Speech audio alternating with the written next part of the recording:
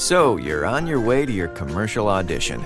Like in previous videos, we're going to make some sweeping generalizations because there's so many different ways things are done for a wide variety of reasons, but this should help give you a solid place to start from.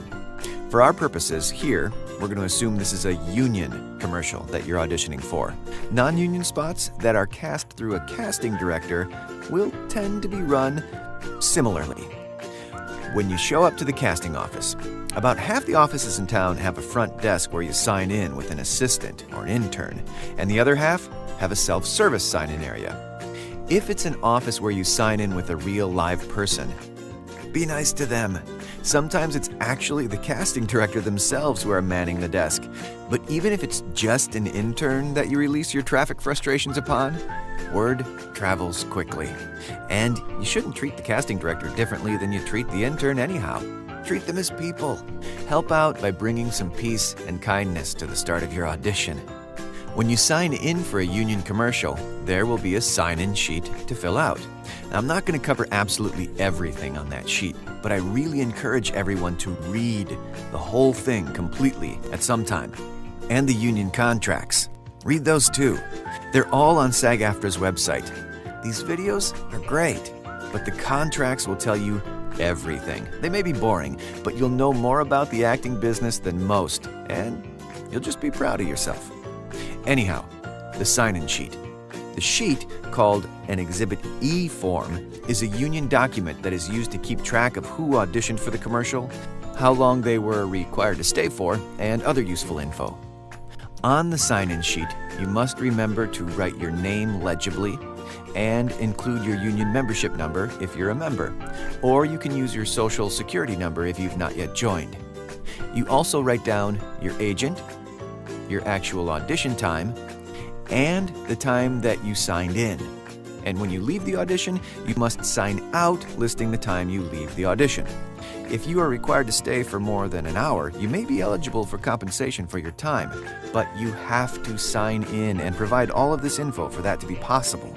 The clock starts ticking when you show up or when your actual audition scheduled time is, whichever is later. And there's other stuff to enter too, like if this is your first or perhaps fourth interview for the same role, and some demographic tracking info. They track the interview number because there are certain situations where you might be paid for repeat callbacks, like if it's your fourth audition and they are seeing new people for the role beyond those called back. Again, if interested, Google SAG Exhibit E and you can track down all the rules. There may or may not also be an info sheet to fill out. This usually includes contact information, clothing sizes, and availability for callbacks, shoot dates, and product conflicts. They have a lot, if not all, of this info in the computer system already, but it's a way to double check and give production a hard copy if they want one. Make sure to write legibly. For schedule conflicts, be very clear and honest. What's worse, creating schedule difficulties because you were not upfront about conflicts, or having a bad performance in your audition? Over the long haul of your career, this one. A bad performance is forgettable.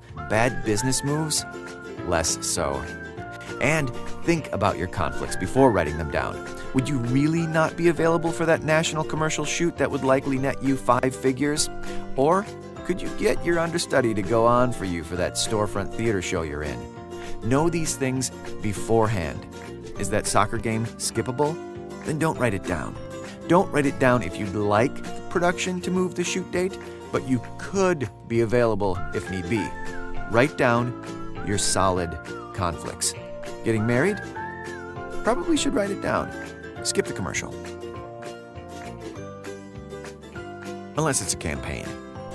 They often will also ask if you're willing to be an extra. Answer this question on its own merit. I know actors are crazy and think, if they need one principal and one extra, and they like 2 of us, and I'm the only one that said yes to the extra role, they'll give me the extra role and give the other person the principal. But if they don't want me for a principal at all, I would like to take the extra role. I'll just leave it blank. Or at least any time I was casting and saw it left blank, I assumed the actor went down this neurotic path.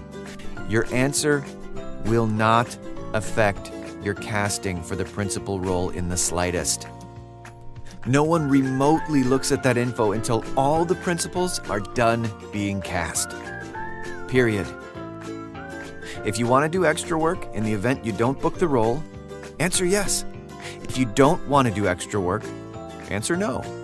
If you want to look like you worry too much as an actor, leave it blank. Those extra roles can be worthwhile too, if you've got the flexibility and free time. For union commercials, they pay quite well, and it's not uncommon to run into overtime, weekend pay, and multiple commercials being shot in one day. Sometimes it pays the minimum at a few $100, and every once in a while, a day's work can go over a couple grand. Now, they'll usually only cast union talent in those union extra roles. Non-union and film and TV extra rates can vary widely. Always check the details. Okay, we're almost called into the room for our actual audition. But to keep these videos reasonably short, I'm going to stop there for now. But while you're waiting to get into that room, take an acting class at the green room. If you've ever left the willing to be an extra question blank on your info sheet, you need to sign up right away. If you've never left it blank, better sign up anyhow, or those folks who are in class are going to pass you by.